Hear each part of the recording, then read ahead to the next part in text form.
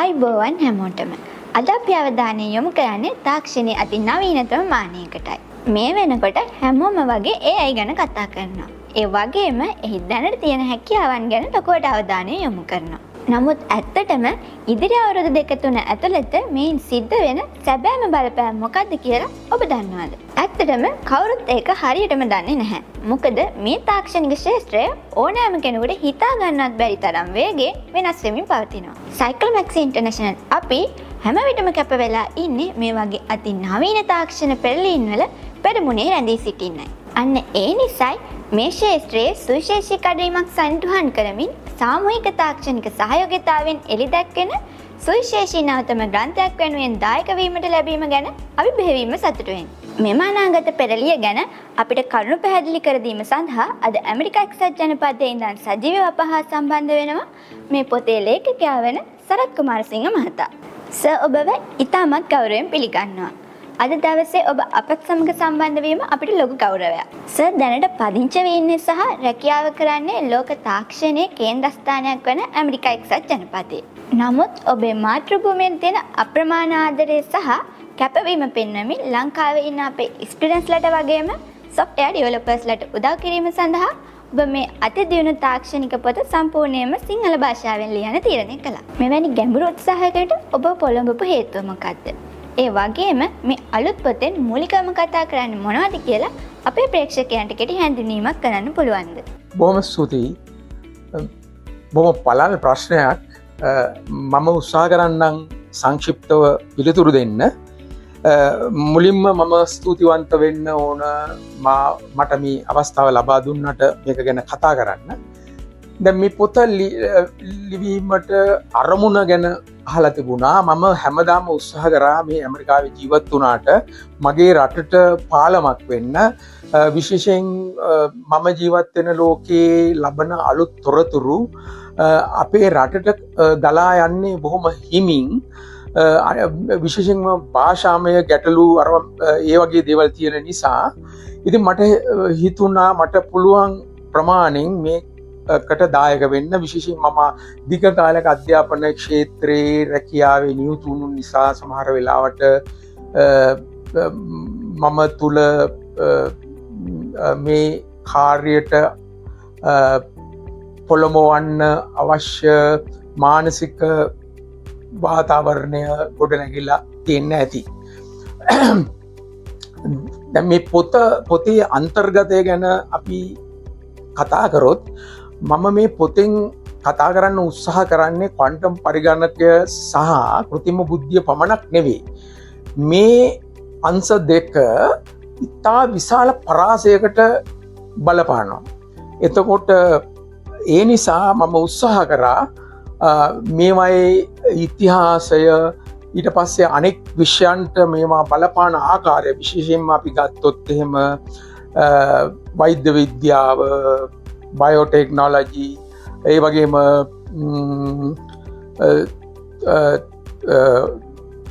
තවදුරටත් ආහාර නිෂ්පාදනය, බලශක්තිය, ඒ වගේ විශාල පරාසයක මේක පැතිරෙනවා. එතකොට එම ක්ෂේත්‍රවලට මේවා දායක වෙමින් ලබාගෙන තියෙන වර්ධනයන් හා පර්යේෂණ පිළිබඳව, නවතම පර්යේෂණ පිළිබඳව මේ වසර දක්වා තොරතුරු ඉදිරිපත් කරන්න මම උත්සාහ ගත්තා. දැන් මේකට විශේෂ හේතුවක් තියෙනවා. දැන් මේ වෙනස් වන වේගය ගත්තාම මේක ඉතා වේගයෙන් අපි වගේ රටවල් වලට ඉදිරි අවුරුදු 2-3 තුල පැමිණෙන්න නියමිතයි. අපි මේ පිළිබඳ පසුබිම් අවබෝධයක් ලබාගෙන නොතිබුණොත් අපි විශාල කම්පනයකට මුහුණ දෙනවා. ඉතින් ඒ නිසා අපිට මේ වෙනස් වීම් වලට සූදානම් වීමේ අවශ්‍යතාවයක් තියෙනවා. ඒක එක කාරණයක්. අනෙක් කාරණය තමයි විශේෂයෙන්ම software engineers අපේ රටේ තාම දක්ෂ තරුණ පරම්පරාවට පුළුවන්කම තියෙනවා මේ පිළිබඳව අවබෝධය ලබා ගැනීම තුළින්, තවදුරටත් ඉගෙනීම තුළින් ඉදිරියේ විවෘත වීමට නියමිත අති විශාල රැකියා වෙළඳපොළ හිමි කරගෙන සහ විවිධ නිර්මාණ කරමින් අපේ රටට අපිට හිමි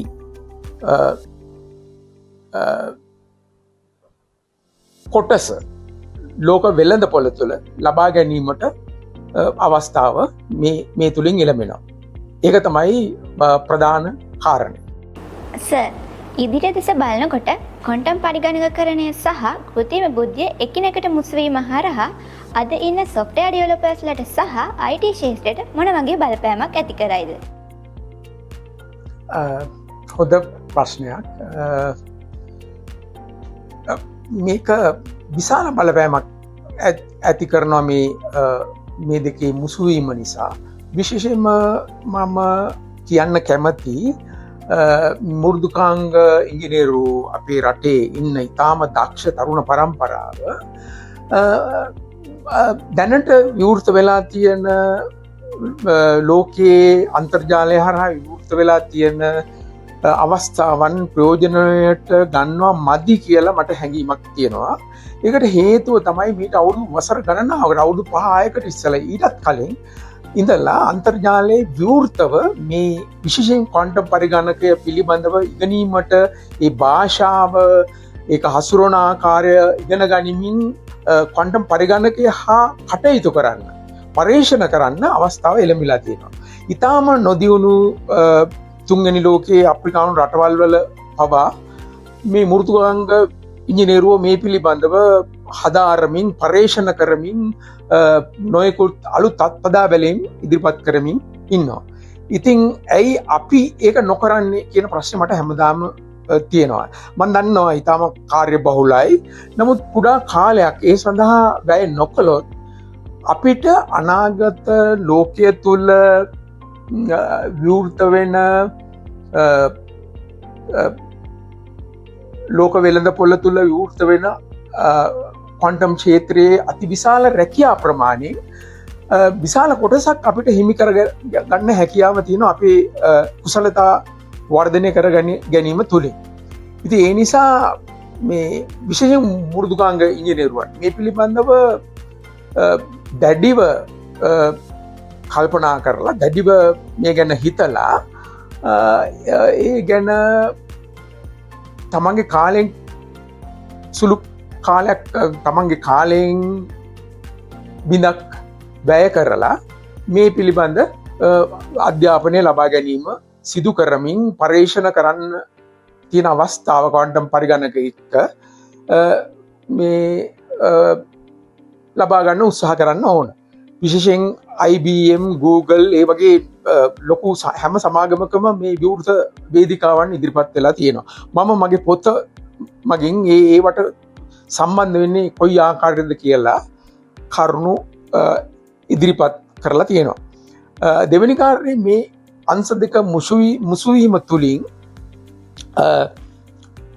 අපේ රටේ අපිටම ආවේනිකව පවතින ගැටලු විශේෂයෙන්ම අපිටම ආවේනික පරිසර ගැටලු ආහාර ඒ වගේම බලශක්තිය ඒ වගේ ගැටලු අපිට විසඳා ගැනීමට අපේ software engineersලට දායක වෙන්න පුළුවන්. ඒ වගේම නව නිර්මාණ කරන්න පුළුවන් වෙයි. මොකද ක්වොන්ටම් පරිගණකය කියන්නේ සාම්ප්‍රදායික පරිගණකයට වැඩිය අතිශයින් විශාල දත්ත ප්‍රමාණයක් හසුරවන්න පුළුවන් ක්‍රමයක් නිසා. මෙතෙක් කල් කිසිදාක අපි සුපිරි පරිගණකයෙන් සිදු කිරීමට නොහැකි වූ පරීක්ෂණ අපිට කරන්න පුළුවන් වෙනවා මේ ක්ෂේත්‍රයේ. ඒකට හේතුව ඒක වෙනම විදිහකට ක්‍රියාත්මක වෙන්න අති විශාල දත්ත ප්‍රමාණයක් සමග කටයුතු කරන්න පුළුවන්කම මේකෙන් විවෘත වෙන නිසා. එතකොට අපිට පුළුවන් වෙනවා සමහර වෙලාවට අපිට ආවේනික සම්පත් භාවිතා කරලා ලෝක වෙළඳපොළට නව නිපැයුම් කරන්න. විශේෂයෙන්ම අපේ ගහ කොළ භාවිතා කරලා අපිට තියෙන ඖෂධීය ගුණ තියෙන ශාක හඳුනාගෙන අපිට ඒවයින් නිෂ්පාදනය කරන්න පුළුවන්. අනික් අතට දැන් කුරුඳු ගත්තාම මට හිතෙන එකක් තමයි දැන් ඕනම වෙලාවක ඔයගොල්ලෝ බලන්න මේ අපේ රට කුරුඳු වල උප්පත්තිය ලැබපු රට කියලා විශ්වාස කරනවා. මේ යුරෝපීය රටවල් වල හැම වෙලාවෙම කියන්නේ මේ ලංකාවේ කුරුඳු ගන්න කියලා මේ සීනි අඩු කරන්න ඕන නම්. ඒ කියන්නේ ඒ තරම් අපේ කුරුඳු මේ ඊටාම ප්‍රචලිතයි. එතකොට අපිට ඒවයින් පුළුවන් ඊටාම හොඳ නිර්මාණ කරන්න. ඒ වගේම අපේ තියෙන ස්වභාවික සම්පත් විශාල ප්‍රමාණයක් තියෙනවා මේ නිෂ්පාදනය සඳහා යොදා ගන්න. ඒ පරීක්ෂණ කරන්න ඔබට දායක වෙන්න පුළුවන් විශේෂයෙන් මේ software engineers ලා. ඔබ මේ පොතේ ඉතාමත් ආකර්ශනීය පර්යේෂණ ශිෂ්ටයන් ගණනාවක් ගැන කතා කරනවා. පිළිකා වගේ සුව කළ නොහැකි රෝගවලට ප්‍රෝටීන් අණු ගොඩ නැගීම වගේ විසඳුම් සෙවීමට ක්වොන්ටම් තාක්ෂණය යොදා ගන්න ආකාරය. මේ තාක්ෂණය අනාගත වෛද්‍ය විද්‍යාවට කොච්චර දුරට බලපායිද? ලොකු ක්ෂේත්‍රයක ව්‍යාප්ත වෙන ප්‍රශ්නයක්. මම හිතන්නේ මගේ පොතේ මම වෙනම පරිච්ඡේදයක් ඔය පිළිබඳව වෙන් කරලා තියෙනවා මට මතක හැටියට. ඇත්තටම දැන් කතා කරොත් ඔය ප්‍රෝටීන් නැමීම් ගැන ඒ ක්‍රියාවලියම විශේෂයෙන්ම කෘත්‍රිම බුද්ධිය භාවිතා කරලා මේ තමයි ඒ ප්‍රෝටීන් නැමීම පිළිබඳව සිදුවන ආකාරය පිළිබඳ සොයා ගැනීම සිද්ධ කළේකට නොබල් තෑග්ගත් ලැබුණා. නොබෙල් තෑග්ග ලැබුණා ඒ සොයා ගැනීමට. දැන් ඒ නිසාම අපි ගත්තොත් එහෙම කොයිත් එන්නත එච්චර වේගයෙන් හොයාගන්න පුළුවන් ඒ නිසා. මොකද හැම රෝගයක් හාම සම්බන්ධ වෙනවා අපේ ශරීරයේ මේ ප්‍රෝටීන් නැමීමේ ක්‍රියාවලිය. ඒක ඉතා සංකීර්ණ ක්‍රියාවලියක්. කෘත්‍රිම බුද්ධිය නොතිබෙන්න කවදාවත් අපිට ඒ කාර්ය තව දශක ගානකට කරන්න බැරි තත්ත්වයක තමයි තිබුණේ. ඉතින් ඒ නිසාම අද ඉතා වේගයෙන් වෛද්‍ය විද්‍යාවේ විවිධ රෝග සඳහා ප්‍රතිකාර කරන්න හැකියාව උදා වෙලා තියෙනවා. සහ ඒ පිළිබඳ දීර්ඝ පරීක්ෂණ කරමින් පවතිනවා. දැන් විශේෂයෙන් කිව්වොත් එහෙම වර්තමානයේ අද වෙනකොට ආග්න්‍යාශය දරුණුම පිළිකා හැදෙන ස්ථානය ආග්න්‍යාශය තා කෙටි කාලෙකින් මරණයට පත් වෙනවා. ඒ වගේම බඩවැල් වල ඇති වෙන පිළිකා මේ පිළිබඳව ඔය ප්‍රෝටීන් නැමීමේ පරීක්ෂණ උපකාරී කරගෙන දැන් කෘත්‍රිම බුද්ධිය උපයෝගී කරගෙන නිර්මාණය වෙලා තියෙන ඖෂධ පරීක්ෂණ මට්ටම අවසාන කරමින් වෙළඳ පොළට එන තරමටම කිට්ටු වෙලා තියෙනවා. ඒවා ඇත්තටම මේ හාස්කම් විදිහට සලකන්න පුළුවන්. මොකද ඒ සමහර සමහර ප්‍රතිකාර ක්‍රම 90%ක් 85ක් 90ක් තරම්ම ඊටත් වැඩිය සාර්ථක වෙච්ච අවස්ථා අර මේ පරීක්ෂණ අවස්ථාවේදී පෙන්눔 කරලා තියෙනවා. දැන් අනිත් කාරණේ ගත්තාම ප්‍රතිජීවක ඖෂධ සොයා ගැනීම ගත්තාම විශේෂයෙන්ම ඇතැම් ක්වොන්ටම් ක්‍රියාවලීන් හා පරිගණක ක්‍රියාවලීන් හා කෘත්‍රිම බුද්ධිය උපයෝගී කරගෙන අද පුළුවන් වෙලා තියෙනවා මේ සුපර්බග් එහෙම නැත්නම් කියන්නේ දැන් ඔය ප්‍රතිජීවක වලට ඔරොත්තු දෙන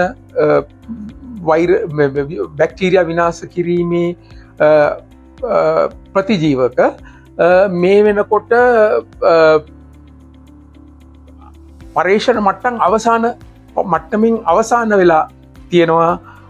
ඒවා මං හිතන්නේ ඉදිරි වසර කීපය තුළ භාවිතාවට ගැනෙනවා. දැන් අපිට තිබුණු ප්‍රධාන ගැටලුවක් තමයි මේ බැක්ටීරියා වලට ඔරොත්තු දෙන සමාවෙන්න මේ ප්‍රතිජීවක වලට ඔරොත්තු දෙන බැක්ටීරියා විනාශ කරන්න ඖෂධයක් හදන්න අපිට අවුරුදු 10ක් 12ක් විතර කාලයක් ගත වුණා. ඒකට හේතුව අපි තාම ඖෂධ සොයා ගැනීම සිදු කරමින් හිටියේ මේ කෘත්‍රිම බුද්ධිය හා ක්වොන්ටම් පරිගණකයේ පැමිණෙන තුරු අර ඇලෙක්සැන්ඩර් ෆ්ලෙමිං කරපු විදිහට PD ඩිස්ක් වල එක එක රසායන ද්‍රව්‍ය දාලා ඒවට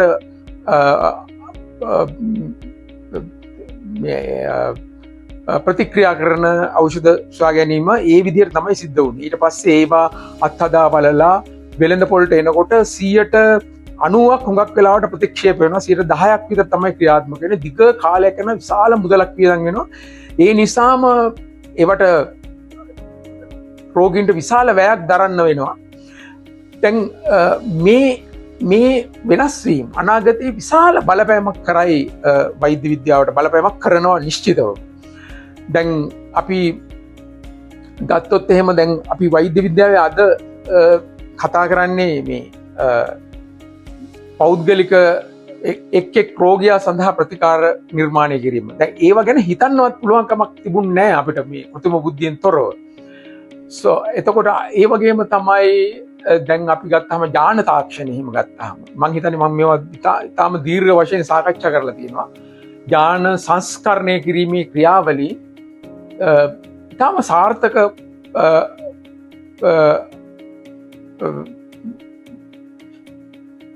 අවස්ථාවන් පිළිතුරු ලබා දීලා තියෙනවා මේ කෘත්‍රිම බුද්ධිය හා ක්වොන්ටම් ක්‍රියාවලීන් උපයෝගී කරගෙන ඒ වගේම සාම්ප්‍රදායික පරිගණක ක්‍රම යොදාගෙන මේ කරලා තියෙන පරීක්ෂණවල දැන් සිකල් සෙල් ඇනීමියා කියන රෝගය ඇත්තටම දැන් සුව කළ හැකි රෝගයක් බවට පත් වුණේ ඒ නිසා. දැන් කවදාවත් අපිට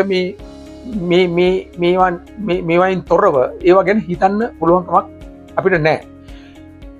ඉතින් ඥාන සංස්කරණය කිරීම තුලින් ආවේනික රෝග වගේම ඒඩ්ස් වගේ රෝග නුදුරු අනාගතේ දැන් විද්‍යාඥයන් අනුමාන කරන විදිහට වසර 10ක් වගේ කාලයක් තුළ මම හිතන්නේ ඒක තමයි මේ වැඩිම කාලය.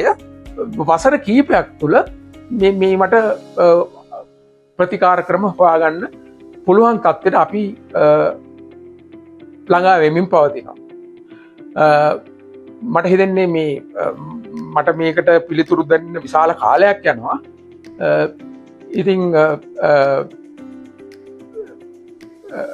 අපි මම හිතනවා මේක සෑහෙනවා කියලා මේ පිළිතුර.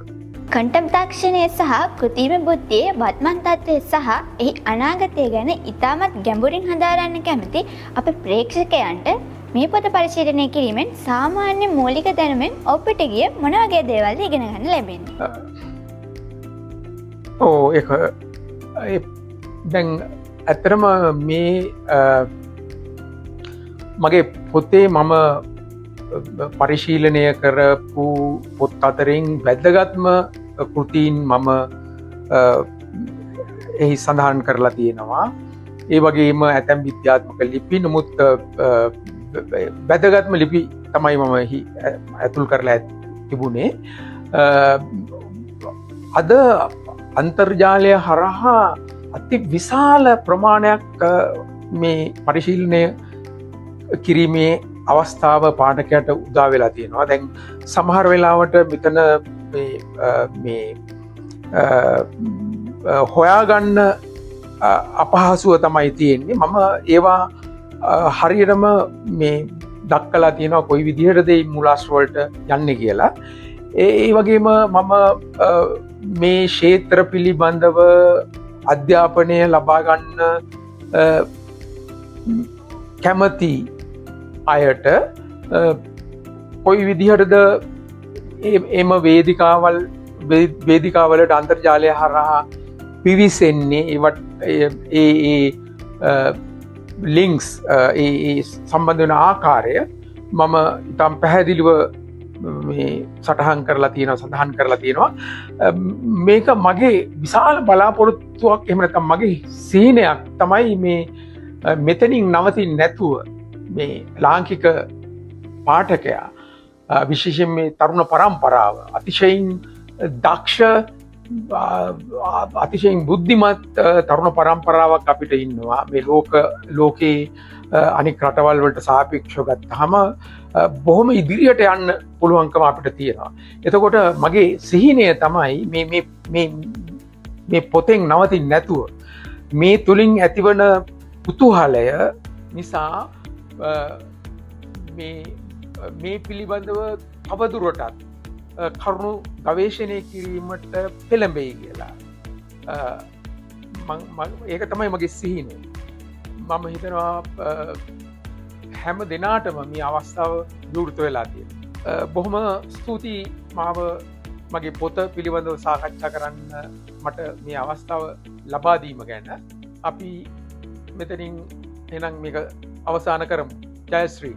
ඔබේ වටිනා අදහස් අප සමඟ බෙදා ගැනීම වගේම අපේ රට වෙනුවෙන් ඔබ දක්වන මේ සුවිශේෂී කැපවීම ගැන ඔබට බෙහෙවින්ම ස්තුතියි සර්. අපේ ප්‍රේක්ෂකයන්ට පුළුවන් මේ කොන්ටම් පරිගණක සහ කෘත්‍රිම බුද්ධිය මේ වටිනා ග්‍රන්ථය නියුරොනොයිඩ් වෙබ් අඩවියට පිවිසීමෙන් අන්තර්ජාලය හරහා දැම්ම මිලිතේ ගන්න වගේම IT ශාස්ත්‍රයේ මෙවැනි අලුත්ම තොරතුරු දැනගන්න දිගටම සයිකල්මැක්ස් ඉන්ටර්නැෂනල් අප සමග රැඳී සිටින්න.